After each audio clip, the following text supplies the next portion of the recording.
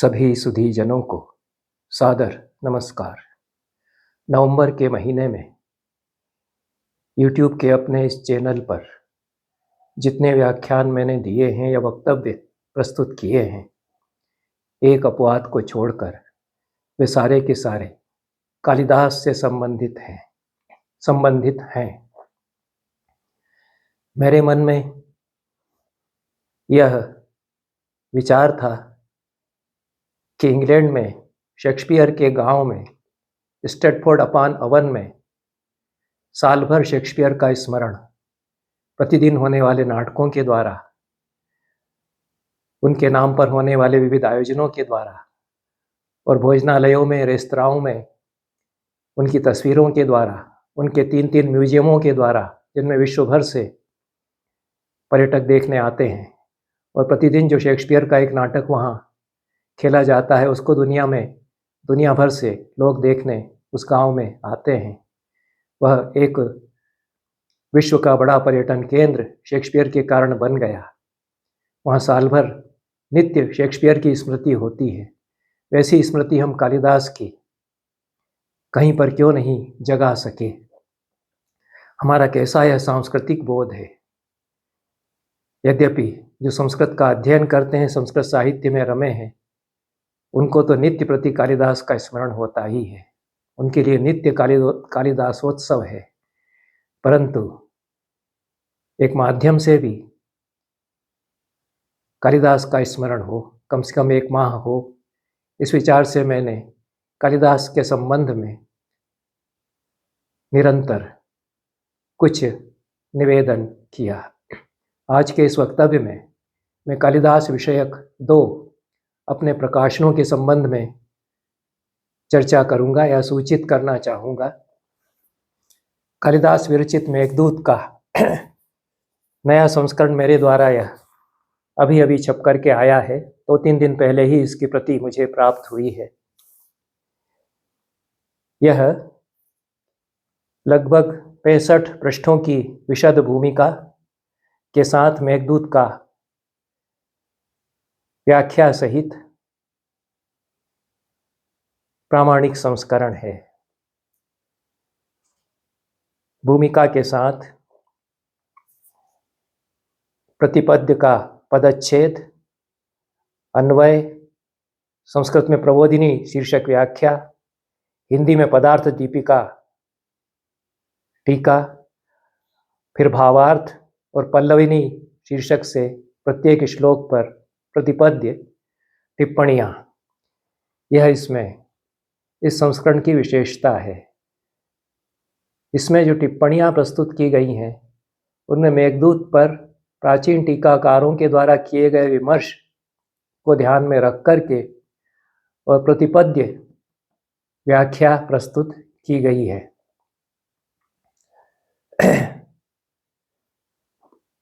जो भूमिका है इसमें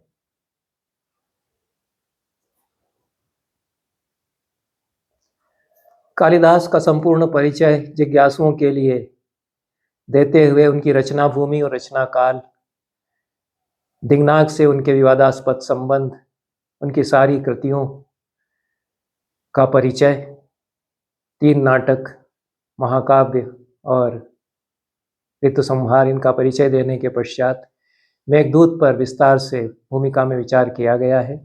मेघदूत के जितने स्रोत बताए जाते हैं उन पर विचार है। मेघदूत की काव्य विधा क्या है, यह अपने आप में एक बड़ा गंभीर प्रश्न है और उस पर टीकाकारों ने जैसा विचार किया है, आधुनिक विद्वानों ने उस तरह का विचार नहीं किया है।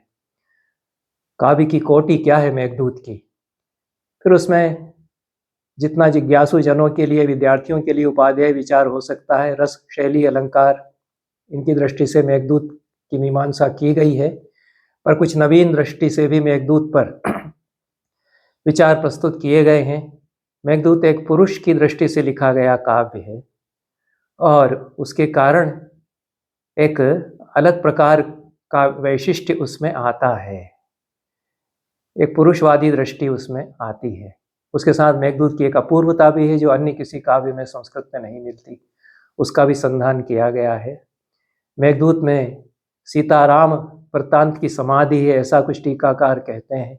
इस प्रश्न पर विचार किया गया है। मेघदूत के जो छंदो विधान का असाधारण्य है, अपूर्वता है, उस पर भी विचार किया गया है। पारंपरिक समीक्षा में टीकाकारों ने मेघदूत को किस किस दृष्टियों से देखा है, उस पर भूमिका में भी विमर्श किया गया है। मेघदूत में कुल कितने श्लोक रहे होंगे मूल मेघदूत में, इस प्रश्न पर विचार है। उसकी जितनी टीकाएं मिलती हैं उनका संक्षेप में विवेचन है। और टीकाकारों ने मेघदूत के पाठों का जो विमर्श किया है उस पर भी विचार इस भूमिका में यहाँ किया गया है। मेघदूत में जो दो दृष्टियां हैं, एक कवि की दृष्टि है, एक यक्ष की दृष्टि है, इन पर भी विचार यहाँ पर किया गया है। यद्यपि इसके पहले मेघदूत का एक और संस्करण मेरे द्वारा प्रस्तुत किया गया, यह हिंदी पद्यानुवाद सहित मूल पाठ मेघदूत का है। हिंदी पद्यानुवाद भी सोनेट छंद में त्रिलोचन जी के साथ मिलकर के जो किया गया, रोला छंद में और सोनेट के बंध में जो अनुवाद है, वह यह 2024 में प्रकाशित होकर के आया था। इसमें भी भूमिका है, पर नए संस्करण में जो भूमिका है उसमें कुछ नवीन प्रकरण जोड़े गए हैं। और पूर्व प्रकाशित यह जो मेघदूत है, जो कि पद्यानुवाद मात्र है भूमिका सहित, मूल सहित, उसमें त्रिलोचन जी का एक अनुकथन है, भूमिका है त्रिलोचन शास्त्री, और कमलेश दत्त त्रिपाठी का पूर्ववाक है। यह एक अलग प्रकार का अनुवाद है। जितने अनुवाद मेघदूत के हुए हैं उनसे कुछ भिन्न सोनेट छंद में या सोनेट का बंध लेकर के और रोला छंद में यह अनुवाद किया गया था। उसके बाद यह नया संस्करण मेघदूत का है। इसकी एक विशेषता यह है कि जो पाठांतर मेघदूत के अभी तक उपलब्ध संस्करणों में दिए जाते हैं और समीक्षित पाठ उसका तैयार करने के जितने प्रयास किए गए हैं, उनकी अपेक्षा से टीकाकारों ने जो पाठ भेद दिए हैं उनकी सूचना यहाँ टिप्पणियों में और पाद टिप्पणियों में दी गई है। उन पाठांतरों से क्या वैशिष्ट्य आता है पद्य के विमर्श में, इस पर भी विचार किया गया है। टीकाकारों के पाठों की आलोचना, समीक्षा, विमर्श, समीक्षित पाठ तैयार करने के लिए जितने प्रयास किए जाते हैं उनमें नहीं प्रायः ली जाती। और टीकाकारों के पास तो कई कई पोथियां मेघदूत की थीं। वे विचार करते हैं कि किसी पोथी में हमने यह पाठ देखा है पर यह युक्तियुक्त नहीं है। पाठ विमर्श वे करते हैं, और टीकाकारों का जो पाठ विमर्श है, चाहे वे मल्लिनाथ हों, पूर्ण सरस्वती हों, वल्लभदेव हों या अन्य मेघदूत के टीकाकार हों, 26 टीकाएं मेघदूत की मिलती हैं। सब सर्वाधिक आटिकित होने वाला यह काव्य है संस्कृत की काव्य परंपरा में। अनुवाद भी इसके सर्वाधिक हुए हैं, और हर व्यक्ति को जो काव्य का रसिक है, मेघदूत में रमता है, उसको लगता है कि मैं भी कुछ मेघदूत पर कहने का, उसका अनुकथन करने का प्रयास करूं। अपनी अपनी दृष्टियों से सब मेघदूत के साथ उड़ान भरते हैं अपनी अपनी भाषा में। एक प्रयास मैंने यह बहुत पहले किया था। यह तीसरा संस्करण है जो 2024 में मेघदूत के मेरे पद्यानुवाद का आया।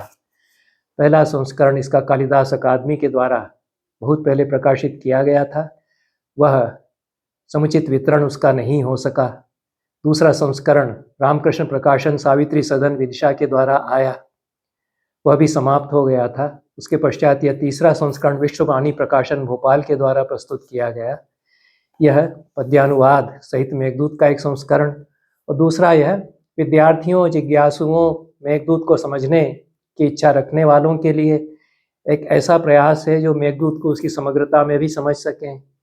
प्रत्येक श्लोक में पदच्छेद सहित एक एक पद के हिंदी अर्थ के साथ, अन्वय के साथ अनुवाद पढ़ कर के मूल पद्य का रसास्वादन कर सकें, फिर भावानुवाद के द्वारा उसका रसबोध भी कर सकें, और टिप्पणियों में उस पद्य की विशेषता भी जान सकें, और टीकाकारों ने उस पद्य की मीमांसा किस प्रकार की है इसको भी समझ सकें। तो मेघदूत पर एक समग्र दृष्टि से विचार इस संस्करण के द्वारा प्रस्तुत करने का प्रयास मैंने किया है। विशेष कुछ न कह कर के इसकी भूमिका, ये जो नया संस्करण अभी अभी आया है इसी सप्ताह, उसको पढ़ कर के मैं इस वक्तव्य को समाप्त करूंगा।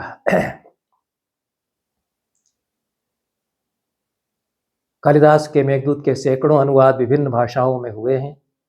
श्रीमद् भगवद गीता के बाद सर्वाधिक टीकाएं और व्याख्याएं भी इस काव्य की हुई। तथापि इस कृति का गौरव इसी में है कि हर युग में समय के परिवर्तन के साथ हर बार इसकी नई व्याख्या और नए नए अनुवादों की आवश्यकता पड़ती रहे। महान टीकाकार पूर्ण सरस्वती कहते हैं, निधौ रसानाम निलये गुणानाम अलंकृतीनाम उददौ अशेषे काव्ये कवीन्द्रस्य नवार्थ तीर्थे या व्याचिकीर्षा ममताम नतोस्मि। पूर्ण सरस्वती स्वयं अच्छे कवि हैं, वेदांती हैं, दार्शनिक हैं और बड़े टीकाकार हैं। वो कहते हैं कि मेरी जो व्याचिकीर्षा है उसको मैं नमन करता हूँ। हर एक के भीतर व्याचिकीर्षा होती है, मेघदूत की व्याख्या करने की इच्छा, पर नमन उसको कोई करे यह पूर्ण सरस्वती करते हैं। यह मेघदूत काव्य रसों का निलय है, गुणों और अलंकारों का सागर है, नए अर्थों का तीर्थ है। इसमें मेरी व्याचिकीर्षा या एक और व्याख्या करने की जो इच्छा है उसे मैं नमन करता हूँ, पूर्ण सरस्वती कहते हैं।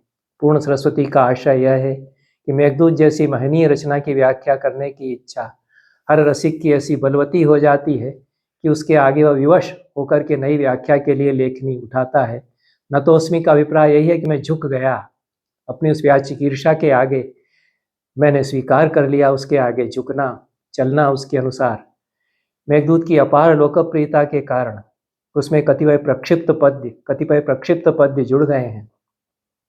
प्रस्तुत संस्करण में उपलब्ध प्रक्षिप्त पद्यों को अलग से दे दिया गया है। प्रक्षिप्त पद्यों पर एक अवहित टीकाकार के रूप में मल्लिनाथ ने विचार किया है। इस संस्करण में पद्यों की संख्या तथा उनका क्रम मल्लिनाथ की टीका के अनुसार रखा गया है। मेघदूत पर मल्लिनाथ ने पूर्व मेघ में 67 श्लोकों पर टीका की है। इनमें से 3 उनके अनुसार प्रक्षिप्त हैं। तदनुसार पूर्व मेघ में 64 पद्य होना चाहिए।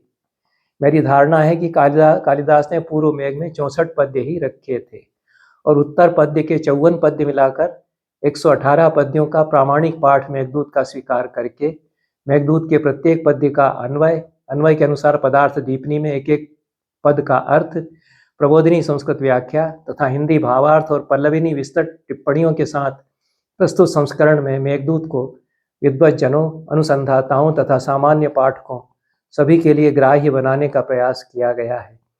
वल्लभदेव, मल्लिनाथ, दक्षिणावर्तनाथ, पूर्ण सरस्वती, भरत मल्लिक आदि टीकाकारों ने मेघदूत के पद्यों पर अलग अलग दृष्टियों से विचार किया है। इन टीकाकारों के विमर्श में मेघदूत की पारंपरिक समीक्षा के जो बहुविध आयाम प्रकट हुए हैं उन पर भी प्रस्तुत पुस्तक की भूमिका तथा प्रत्येक पद्य की पल्लविनी टीका में टिप्पणियों में विचार किया गया है। इन टीकाकारों ने मेघदूत के पाठ तथा पाठांतरों पर भी विचार किया है जिसकी यथास्थान सूचना पहली बार इस पुस्तक में दी गई है। यह जो अभी प्रकाशित मेघदूत का इस कलेवर में प्रस्तुत संस्करण है, इसको शिवालिक प्रकाशन दिल्ली ने प्रकाशित किया है। शिवालिक प्रकाशन 47/59/23 अंसारी रोड, दरियागंज, नई दिल्ली। यह प्रकाशक का पता है। 495 रुपया इस पुस्तक का दाम है। इसमें 65 से अधिक पृष्ठों की भूमिका के पश्चात 225 से अधिक पृष्ठ मेघदूत, पूर्व मेघ, उत्तर मेघ व्याख्या सहित इस पुस्तक के हैं। इस सूचना प्रधान वक्तव्य के साथ आज का यह वक्तव्य मैं समाप्त करता हूँ। सभी को धन्यवाद। नमस्कार।